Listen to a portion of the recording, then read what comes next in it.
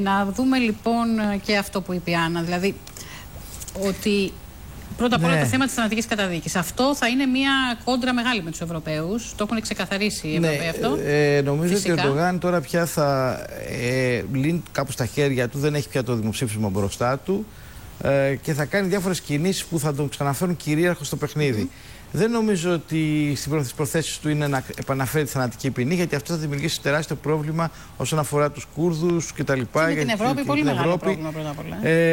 Νομίζω ότι απλά το χρησιμοποιεί ως ένα ακόμα διαπραγματευτικό χαρτί και προς άλλες πολιτικές κινήσεις. Ότι εγώ θα κάνω και άλλο δημοψήφισμα και εκεί ο λαός θα μου δώσει ξανά, θα το χρησιμοποιήσει σαν ένα γενικότερο πολιτικό όπλο. Θα κάνω δημοψηφίσματα δηλαδή όπου θα οδηγήσω στην πολιτική μου ηγεμονία στα άκρα, το πούμε έτσι. Δεν νομίζω όμως ότι θα είναι αυτό το πρώτο του βήμα. Νομίζω ότι το πρώτο του βήμα θα είναι να προσπαθήσει να βρει νέες συμμαχίες. Αυτό που είδαμε στο χάρτη είναι πολύ σημαντικό. Παίρνοντας πάντοτε υπόψη, όπως είπα στην αρχή, το γεγονός ότι αυτά τα αποτελέσματα δεν είναι προϊόν τεράστιας νοθείας και παίρνοντας πάντα υπόψη μας ότι, τα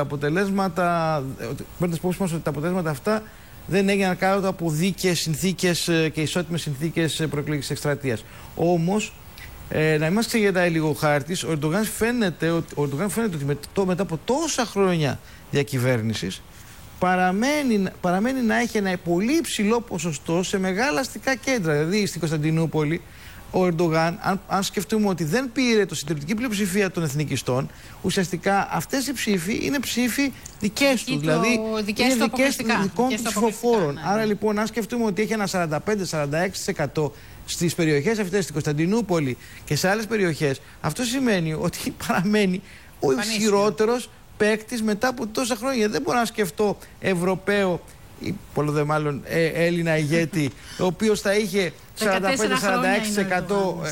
ακόμα πολιτική επιρροή στο σύνολο της χώρας ή στα μεγάλα αστικά κέντρα. Παίρνοντας βέβαια πάντα υπόψη ότι βεβαίως η εκστρατεία δεν ήταν ισότιμη, δεν ήταν δίκαιη κτλ. Αλλά και πάλι παραμένει το ισχυρότερο ποσοστό κοινωνικής υποστήριξης. Φαίνεται ότι η Τουρκία παραμένει σε δύο κομμάτια, τρία θα έλεγα εγώ, αλλά δηλαδή το κεμαλικό, μεσοαστικό, το αν θέλετε αγροτικό, συντηρητικό και το κουρδικό. Και νομίζω ότι αυτό είναι πολύ σημαντικό και θα το δούμε και στην πορεία. Μια και το θέσατε αυτό, να σας ρωτήσω το εξής. Πρώτα απ' όλα, η Τουρκία, το τι γίνεται στην Τουρκία αφορά την Ελλάδα κατά πάρα πολύ πάντα. Και είδαμε και ότι και στην προεκλογική περίοδο ο Ερντογάν το πρώτο πράγμα που κοίταξε να πει για άλλη μια φορά είναι για τη συνθήκη της Λοζάνης και πέταξε και για το Αιγαίο διάφορες αιχμές και ο Γιλντιρίν. Ήταν δηλαδή αρκετά επιθετικός στις δηλώσεις του. Βέβαια πιο πολύ προς τους Ευρωπαίους, γιατί υπήρξε και η κρίση με την Ολλανδία και με τη Γερμανία. Και με όλα αυτά τέλος πάντων που έχουν συμβεί τον τελευταίο καιρό, με τη φυλάκιση του Γερμανού δημοσιογράφου. Όλη αυτή η ιστορία τέλος πάντων τον οδήγησε σε μια πολύ έτσι, σε ένα συγκρουσιακό λόγο πριν τις εκλογές, πριν το δημοψήφισμα. Τον βλέπουμε, έχει ηρεμήσει τώρα. Στην Ελλάδα τι της συνέφερε τελικά, να κερδίσει ο Ερντογάν ή να χάσει? Την Ελλάδα της συμφέρει σταθερή Τουρκία.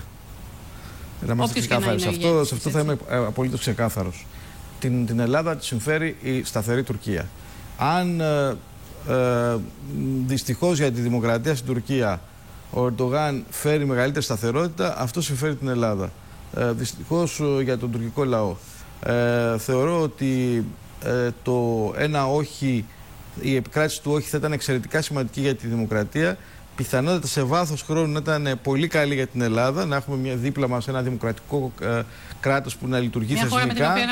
Μια χώρα νορμάλ, ας το πούμε έτσι, που να έχει κάποια δυτικά πρότυπα, αλλά αυτό θα πραγματοποιείται σε βάθος χρόνου. Μέχρι τότε θα είχαμε μια πολύ μεγάλη περίοδο αστάθειας και με δεδομένη τη θέση μας, με δεδομένα τα προσφυγικά ρεύματα, με δεδομένη την κατάσταση στη Μέση Ανατολή, νομίζω ότι εμάς μας συμφέρει να έχουμε μια Τουρκία σταθερή. Η Τουρκία τώρα... Θεωρούμε αυτή τη στιγμή ότι ο Ερντογάν έχει σταθεροποιήσει τη θέση του. Δεν υπάρχει λόγος να συνεχίσει αυτή την ρητορική, την εμπριστική, ούτε και έτσι ώστε να αποφύγουμε, αν θέλετε, αυτό που λέγαμε πάντοτε, το ατύχημα. Ιδιαίτερα σε αυτό που συμβαίνει στο Αιγαίο. Άρα λοιπόν από αυτή την πλευρά μπορούμε να δούμε κάποια ελπίδα σταθερότητας.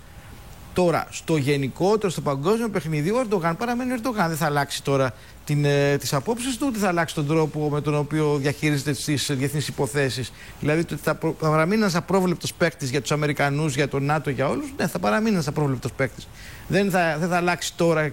Θα είναι ένας παίκτης που θα κάνει περιστασιακές και ευκαιριακές συμμαχίες. Ναι, θα είναι ένας παίκτης που θα κάνει ευκαιριακές συμμαχίες. Δεν θα αλλάξει δηλαδή ο Ερντογάν επειδή κέρδισε το δημοψήφισμα. Αυτό να είναι σαφές. Εγώ θέλω να ρωτήσω, μια και μιλάμε για την Ελλάδα, το ένα που θέλω να ρωτήσω είναι το εξής. Το προσφυγικό το χρησιμοποιεί ο Ερντογάν πολύ έντονα. Και θα το χρησιμοποιήσει να το χρησιμοποιήσει. Θα συνεχίσει να το χρησιμοποιεί. Αυτό σε σχέση με εμάς, τι μας συμφέρει δηλαδή να γίνει? Εμάς μας συμφέρει η Τουρκία να έχει μια ομαλή σχέση με την Ευρώπη. Ακόμα και το θέμα του προσφυγικού, όπως το αντιμετωπίζουμε, με όλα αυτά τα προβλήματα που αντιμετωπίζουμε. Και με αυτό το δηλαδή. Ναι, είναι απότοκο μια συμφωνία της Τουρκίας με την Ευρωπαϊκή Ένωση. Αν δεν υπήρχε αυτή η συμφωνία της Τουρκίας με την Ευρωπαϊκή Ένωση, πιθανότατα να είχαμε πολύ σημαντικότερα προβλήματα στο θέμα του προσφυγικού. Άρα λοιπόν, όσο πιο ομαλές, αν θέλετε, είναι οι σχέσεις της Τουρκίας με την Ευρωπαϊκή Ένωση, όχι à la carte, ομαλές, με όρους και κανόνες. Όχι, αν θέλετε, όπως το θέλει η Τουρκία, αλλά με όρους και κανόνες. Όσο πιο ομαλές είναι οι σχέσεις, τόσο καλύτερα για μας. Και να πω και κάτι άλλο. Φαίνεται, δεν ξέρουμε ακόμα, δεν έχει σταθμιστεί ακόμα πλήρως, αλλά φαίνεται και από δημοσκοπήσεις και τώρα ότι η ψήφος των Τούρκων μεταναστών που πήραν μέρος μάλιστα στο υψηλότερο ποσοστό που έχουν πάρει ποτέ μέρος σε τουρκικές εκλογές ή σε τουρκικό δημοψήφισμα, ήταν υπέρ του ναι. Μάλιστα. Δηλαδή, οι Ευρωπαίοι ηγέτες μάλλον μπορεί να έπαιξαν στη χώρα τους και να κέρδισαν ψήφους, αλλά στην Τουρκία και στην περιοχή και γενικότερα στη σταθερότητα στην περιοχή δεν έπαιξαν πολύ θετικό ρόλο. Ένα τελευταίο που πρέπει έτσι να σχολιάσουμε, γιατί δεν το πιάσαμε καθόλου ως θέμα, είναι το θέμα της Συρίας. Βρισκόμαστε σε μια πολύ περίεργη περίοδο, με τον Ντόναλντ Τραμπ να έχει αναλάβει τα ενία των Ηνωμένων Πολιτειών και να έχει δείξει τελείως διαφορετική στάση και απέναντι στη Συρία και απέναντι στην Τουρκία και γενικώς απέναντι στη διεθνή σκηνή, σε σχέση με το θέμα αυτό το συριακό όμως που είναι πολύ μεγάλο. Πώς βλέπετε να διαμορφώνεται αυτή η ιστορία? Η Τουρκία, η Ρωσία, η Συρία, οι Ηνωμένες Πολιτείες είναι οι τέσσερις παίκτες αυτή τη στιγμή που έτσι, νομίζω πολύ μεγάλο ρόλο. ότι η επίθεση των Αμερικανών εναντίον του Άσαντ τους έφερε εγκύτερα προς τους Τούρκους και τον Ερντογάν. Μάλιστα πανηγύρισε από την πρώτη στιγμή.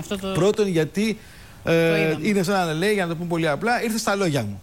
Στο έλεγα τόσα χρόνια, στο έλεγα τόσο καιρό, ότι πρέπει να φύγει ο Άσαντ. Εσείς δεν θέλατε να το κάνετε, βλέπετε τι συμβαίνει, άρα ήρθε στα λόγια μου. Δηλαδή ουσιαστικά επιβεβαίωσε. Από την άλλη όμως οι σχέσεις του με τον Πούτιν.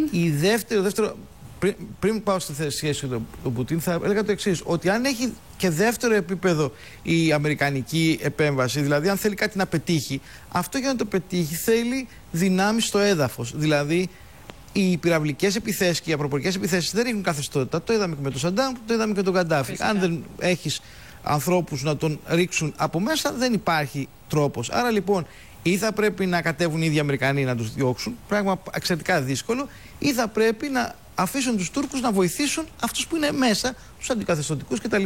Άρα και πάλι η Τουρκία παίζει σημαντικό ρόλο.